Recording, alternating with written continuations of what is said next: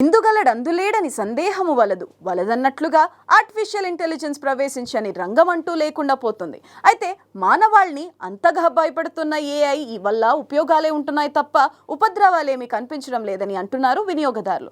మీకు తెలుసా, ఏఐ ఆధారంగా ఓ రైతు తన తులిప్ పూల సాగు తోటల్లో చీడపీడలను గుర్తిస్తూ వాటిని ఏరివేయడం కూడా చేస్తున్నాడు. ఇది నెదర్లాండ్స్లో జరిగింది. What's the story?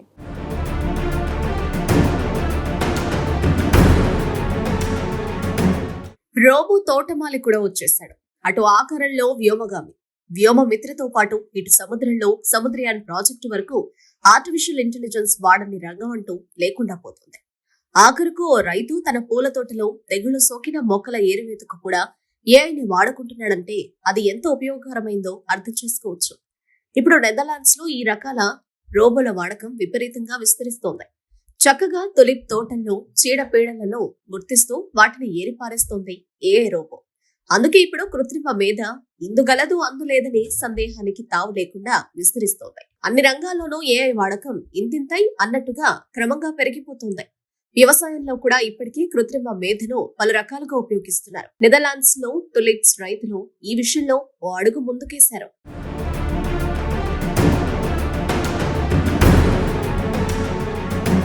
తెగుళ్ల బారిన పడ్డ పూల ఏరివేతకు హైటెక్ బాట పట్టారు. వాటిని ఎప్పటికప్పుడు గుర్తించి ఏరవేసేందుకు ఏఐ సాయంతో రూపొందిన రోబోను ఉపయోగిస్తున్నారు.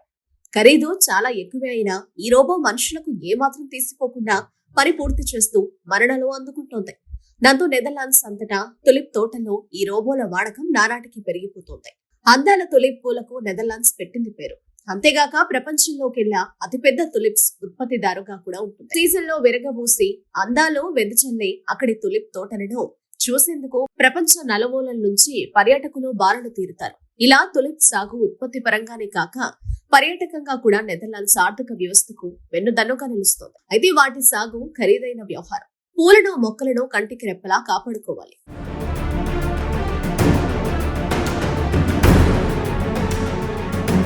చీడపీడల బారిన పడకుండా నిరంతరం పర్యవేక్షిస్తుండాలి.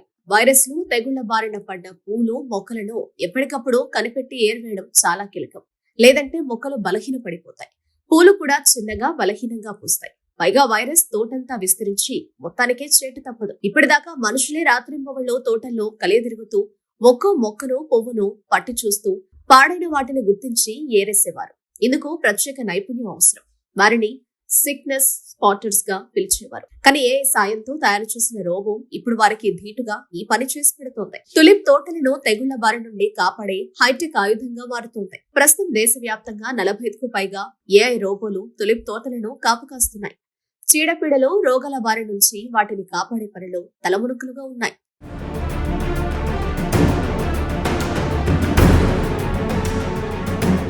ఏఐ రోబో తులిప్ తోటల్లో ఒక్కో సాలిగుండా గంటకు కిలోమీటర్ల వేగంతో నింపాదిగా కదులుతుంది. ఒక్కో మొక్కను ఒక్కో పువ్వును దాని తాలూకా రెమ్మలను అణువణువునా పరీక్షిస్తోంది. ఫ్రంట్ కెమెరాతో వేలాది ఫోటోలు తీస్తుంది. తనతో అప్పటికీ ప్రోగ్రాం చేయబడిన సమాచారం మేరకు ఆ ఫోటోలను కూలంకషంగా విశ్లేషిస్తుంది. తద్వారా సదరు మొక్క పువ్వు పాడైంది బాగున్నదన్న విషయాన్ని గుర్తిస్తుంది. పాడైన వాటిని ఎప్పటికప్పుడు ఏరేస్తూ ముందుకు సాగుతుంది.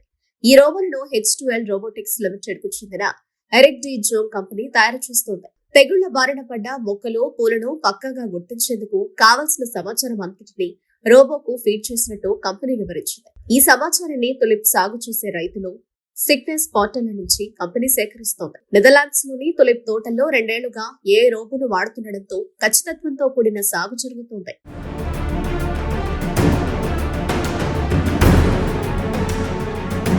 ఈ రోబో ఖరీదు $2 లక్షల నిర్ణయించింది కంపెనీ. అంత డబ్బుతో ఓ ఖరీదైన స్పోర్ట్స్ కారే కొనుక్కోవచ్చు. కానీ చాలా పెద్ద పరిమాణాల్లో తులిప్ తోటలను సాగు కూడా చేయవచ్చు. ఈ రోబో ఖరీదైనదే, కానీ నిపుణులైన సిక్నెస్ పోర్టల్ నానాటికి తగ్గిపోతున్న సమయంలో అక్కడి రైతులకు సరైన సమయంలో చేతికి అందివచ్చింది. నెదర్లాండ్స్ ఉత్తర కోస్తా తీరంలో ప్రఖ్యాత WAM ఫెన్సింగ్ తులిప్ తోట నుండి ఏ రోబోకు అక్కడే జీవితాంతం సిక్నెస్ పోర్టల్ గా పనిచేసి రిటైర్ అయిన థియో వాంటర్ పోర్ట్ పేరు పెట్టారు. దీని పనితీరు ఆయన కూడా మెప్పించడం విశేషం. తోటల్లో తిరిగి మా నడుములు పడిపోయేవి. మా పనిని ఈ రోబో అలవోకగా చేసేస్తోంది. పాడైన మొక్కలు పూలను మాకు ఏ మాత్రమూ తీసిపోని విధంగా గుర్తించి ఏరేస్తుంది అంటూ సదరు తోటల్లో ఇంతకు ముందు పనిచేసిన వారు చెబుతున్నారు.